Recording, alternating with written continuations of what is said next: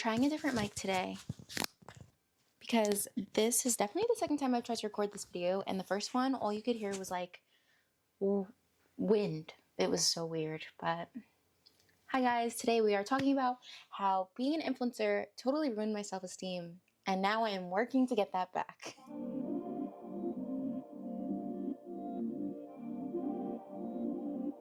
Of course, while doing our makeup, because it wouldn't be a Jaina video if it wasn't a story time / get ready with me. Because my favorite time of day is the time of day where I get to just feel my best, do my makeup, and gossip. That sounds really bad, but you know. I have already washed and moisturized my face. Skincare is on, so we are going in with a primer. This is the L'Oreal Prime Lab 24-hour pore minimizing primer. It has honestly been a favorite since I received it in PR, and what I do is I only put this in my T-zone. But I know that's not why you're here. You're here to say, Jaina, how did you lose your confidence? Aren't you like the queen of self-love? Blah, blah, blah, blah, blah. And yeah, I am. No doubt about it. But I feel like when you become an influencer, like, I mean this controversially, but I kind of say like when I was an aspiring influencer versus like when I was an influencer or how I am an influencer. I solely mean like when my following really started kicking off and I started meeting other creators and started getting PR and working with brands. Because there's some time where like you have the aspiration to get there and you're just not there yet. So once I became like a full functioning influencer is when like things started really trying my like progress in my mental health kind of journey. Discuss that. We are going to start with the new Lancome foundation. It is so good. This is in the shade 335W. To give you guys some backstory, which if you don't know, now you'll know, I started my journey on social media literally as I was going through this big period of healing and just overall finding myself, right? Like I was refiguring out who Jaina was, and I finally got to a point where like for once in my life, I was accepting like what my body looked like, and I was learning to love it even though it wasn't necessarily ideal, or I was living life so unapologetically, like I honestly, like I was thriving out there. And a lot of my videos started gaining traction because I also would talk about like spirituality and like I was seeing angel numbers and appreciating them and learning how to connect with my guides and the universe overall. So it was a very transformative experience to say the least, and it kind of gave me the courage finally to pursue social media in like a professional manner and not in like I'm just gonna post like fun things as a hobby or just like as a like I was ready to approach TikTok and Instagram as a job opportunity rather than just like a fun time. So over time, I started gaining followers. I already had like some, I'm doing this a lot because I feel like it's representative of how I feel. I started having I already had some friends in the space that were influencers themselves. And so I was really lucky to have like a kind of jumping off point, like it felt like I had like a supportive kind of like group of people already that really wanted to see me win, which I hadn't really ever felt that for the first like ever in my life prior. So this was like the first time ever I felt like I had that. And fast forward some time, influencing has been my full-time job. Like literally this is all I do for 2 years now. Now here's when things get tricky, right? A lot of times when you have like influencer contacts within the space, whether they are friends, acquaintances, like just social media friends, whatever, you end up seeing so much, like so many people being like, the algorithm, the algorithm, the algorithm, engagement, engagement, engagement. And then not only that, are they constantly complaining about these like numbers, which like I guess like are supposed to be associated with like your worth as a creator. But then you're seeing the opposite end where you have like the creators that aren't getting the numbers that they want, right? And so it's like the algorithm sucks. You have to do this for the algorithm, blah, blah, blah, blah, blah, blah, blah. Like the algorithm is the key to this like next stage of being an influencer.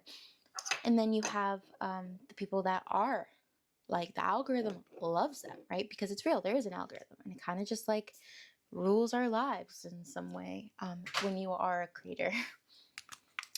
So the ones that like the algorithm loves them, they're like buying new houses and they're buying like really nice cars and they're buying designer and it's like this, they're living this life of like luxury. And again, I am always one to say social media is fake, but when your job is social media, I think there's a point where like the line gets blurred, and as a influencer, it becomes hard to distinguish what is real and what is fake. And I feel like in some sense, sometimes it's easier for a consumer to just be on Instagram and be like, this is all fake. Whereas like when your life is being an influencer, it's hard to know what's real and what's fake sometimes. So I feel like I got to that point where it was like, okay, there's all these people that are struggling. This is the NYX contour wand. It's called their Wonder Stick. So I see all these, so what I was saying is I'll see all these influencers complaining about the algorithm, saying the algorithm is ruining their lives, blah, blah, blah, blah. And then I see all these influencers that are getting all these likes and this engagement. And I always felt like I was somewhere in the middle. Like I didn't want to give this thought of an algorithm all my power, even though I knew it was important. And I also didn't want to compare myself to the creators who were doing this as their job, being an influencer longer than me, or they just were blessed and went viral and their content just started getting picked up, and from there they found their community of people, their followers. However, I say community because I visualize you guys as my community. You're like my people, you're my friends. You're not just like my followers. And I think I got stuck in like the latter half of like, I would try to ignore it and stay in my lane and kind of keep, let me push on, let me push on, let me push on. And then eventually, it always is when your content kind of plateaus that you start realizing somehow along the way the numbers associated with your social media became some weird subconscious indicator of your self-worth. And I feel like that was where I was at a point, because the way it is to be an influencer is you have to really work to establish yourself and gain trust amongst like brands that want to work with you, the people that want to follow you, things like that. So income is a lot like this, and you have to do a lot of money. You have to have a lot of like money knowledge to be able to understand how to live when your income is fluctuating so much. So eventually, as I was still learning, right? Like you have to learn how to live. I just said that you learn how to live with fluctuating income. I was still learning.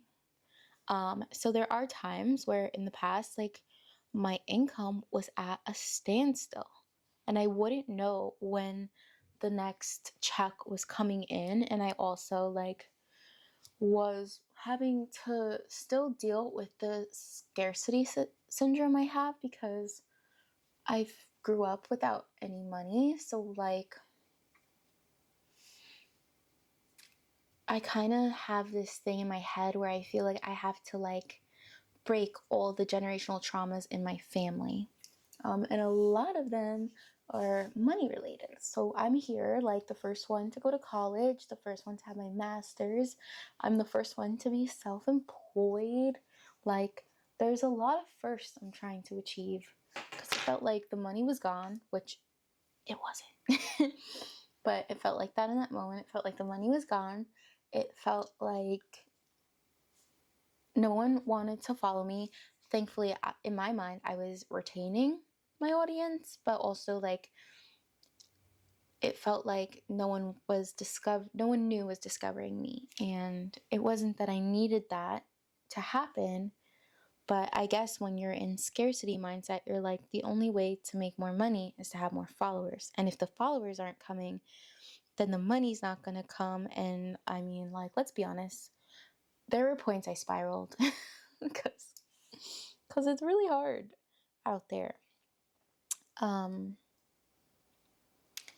And during that like plateau period, I ended up getting management, which I know now probably wasn't the best decision for me, with given how my content was and like what my view was on like what I was doing. Because like I said, I already had entered a really weird period of like, I don't know.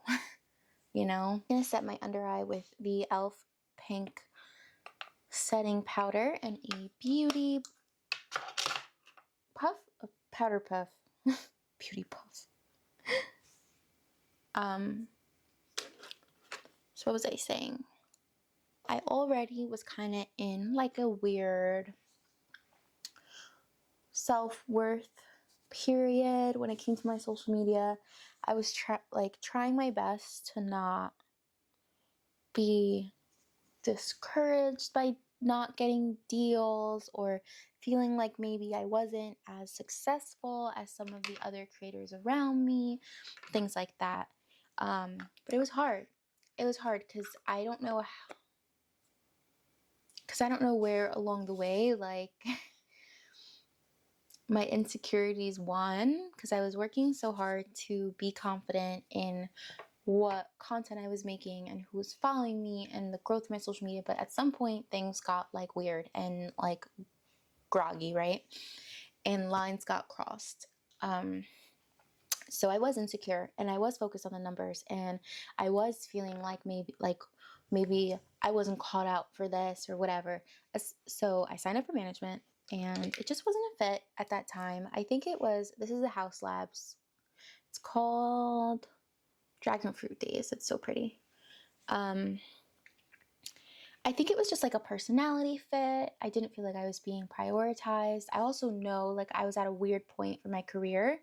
So of course, like one of the things I'm really starting to learn, and this is all thanks to my psychic, is that when you are so focused on money, you end up blocking the money that is meant for you. It just kind of like happens.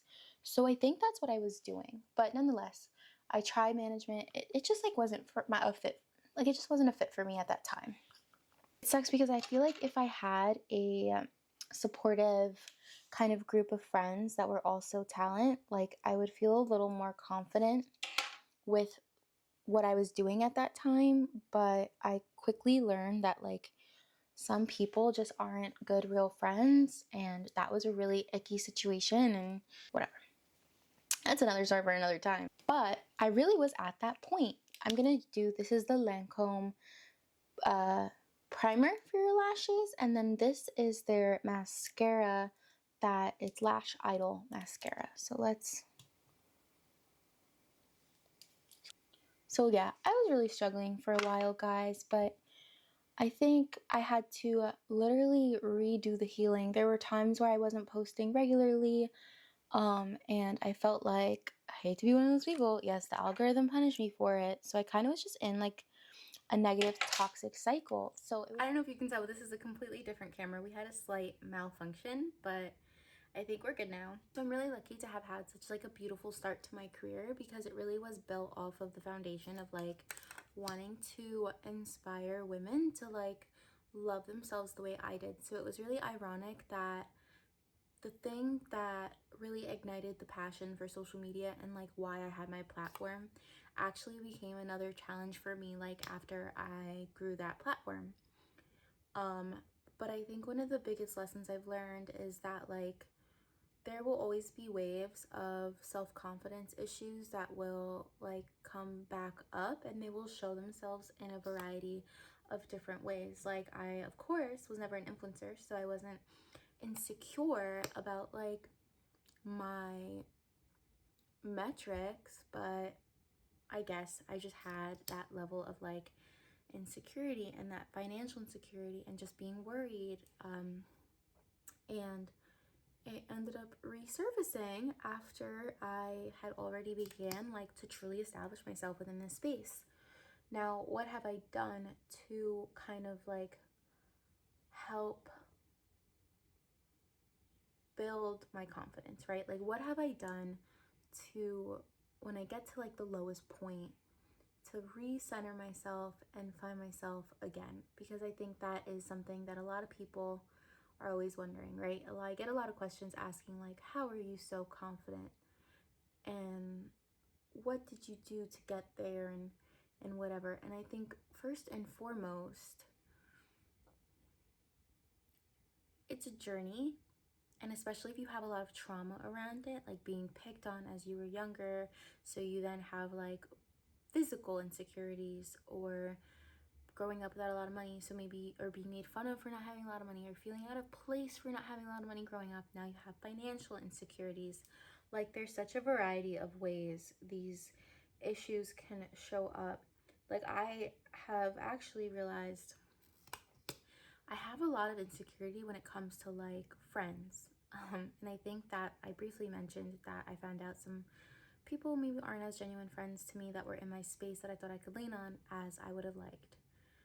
And that brought up me realizing like there was a point where I lost all my friends in middle school, and till this day, I don't know why or what I did to deserve that. But in that moment, it weighed so heavy on me to feel like I had no one, right? Like friends are the ones that truly understand you. And it felt like I had no friends.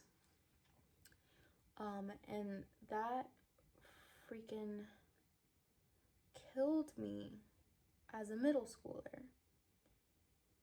And I've then again realized like I don't have many friends now as an adult.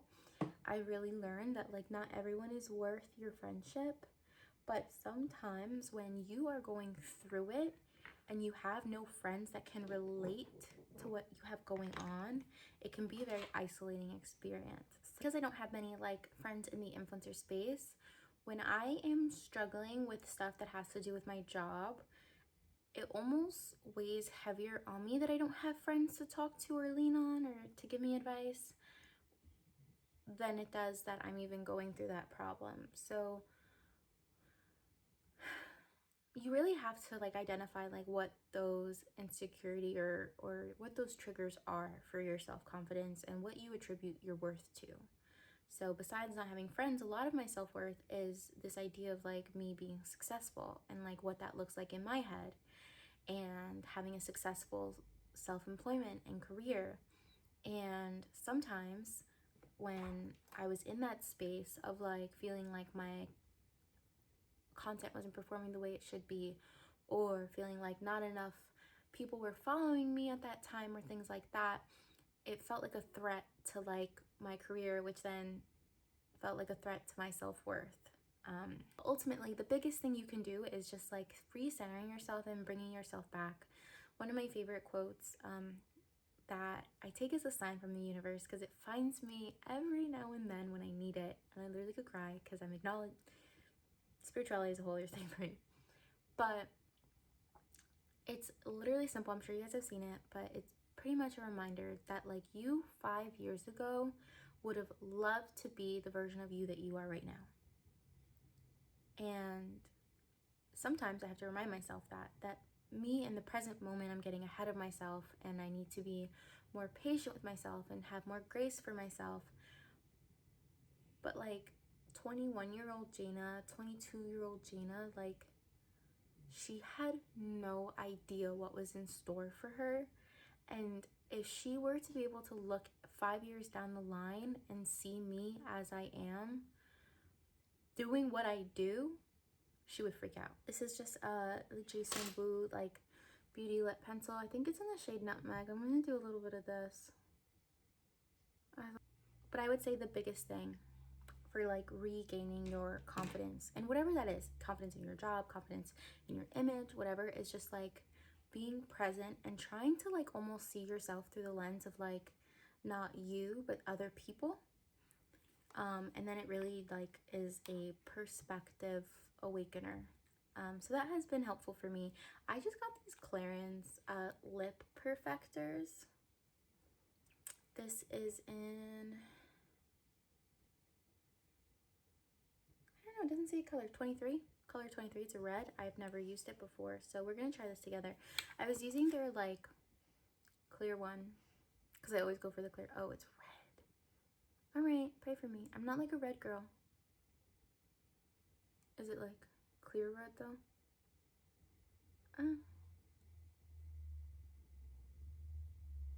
I think it's okay. Let's just try it. We're gonna lean into it and we're just gonna give it a shot.